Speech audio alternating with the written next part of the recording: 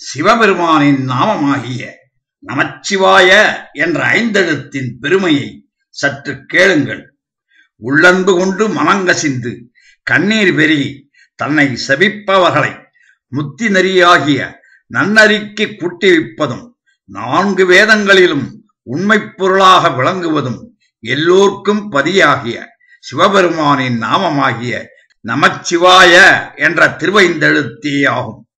இறைவன் கலையே நம்புபவர்கள் தங்கள் நாவினால் உச்சரித்தால் மனம் மிகுந்த புதிய மலர்களின் தேன் போல இனிமை பயப்பதும் இந்த உலகுக்கெல்லாம் செம்பொத்திலகம் போன்றதும் நம்பனாகிய பரமனின் திருநாமமாகிய நமச்சிவாய என்ற திருவைந்தெழுத்தே ஆகும். மனம் நெகிழ்ந்து பொங்கி எழும் அன்பு மேலும் பெருகி நினைத்து தம் கையில் உத்திராக்க மாலை கொண்டு விதிப்படி எண்ணிச் செபிப்பவர்களை தக்கபடி தேவலோகத்தினராக செய்விப்பது சிவபெருமானுடைய திருநாமமாகிய நமச்சிவாய என்ற திருமந்திரமே ஆகும். இனிமையான சொற்களால் நயம்பட ஓத வல்லவர்களை எவரேனும் அண்டினார் அங்கனம் அண்டியவர்களையும் கண்டு யமந்தூதர் அஞ்சுவர். அத்தகைய சிறப்பு வாய்ந்தது யாதெனின் நியமமாக தியானிப்பவர்க்கு இனியவனும் நெற்றிக் கண்ணனுமான பரமசிவனின் திருநாமமாகிய நமச்சிவாய என்ற திருவைந்தெழுத்தே ஆகும்.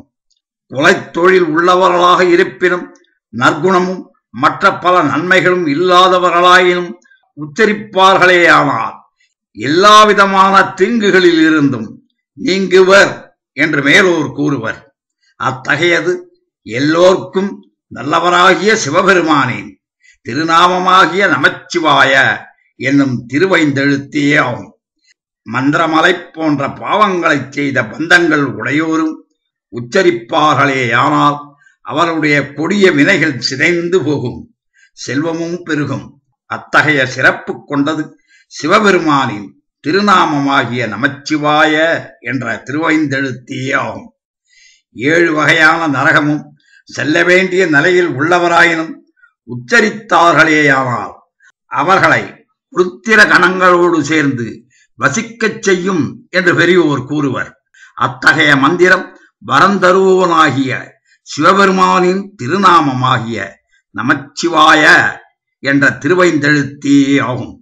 இலங்கைக்கு மன்னனாகிய ராவணன் பெயர்த்தெடுக்க முயன்ற திருக்கைலாய மலையின் மேல் எழுந்தருளியுள்ள சங்கரன் தன் கால் விரலை ஊன்றலும் அதனால் நெறிபட்டு அவன் கலங்கி வாய்விட்டரற்ற அவனுக்கும் உய்யும் வகையை அருளி நன்மையைச் செய்வதையே இயல்பாகக் கொண்ட இறைவன் திருநாமமாகிய நமச்சிவாய என்னும் திருவைந்தெழுத்தே ஆகும். பிரம்மதேவனும் திருமாலும் சிவபெருமானின் திருமுடியையும் திருவடியையும் தேடும் தன்மையை மேற்கொண்டவராய் திருமுடியையோ அல்லது திருவடியையோ காண்பது அரிதாகி வருந்தி அவர்கள் பின் ஓதி அருள் பெற்ற நாமம் நமச்சிவாய என்னும் திருவைந்தெழுத்தே ஆகும்.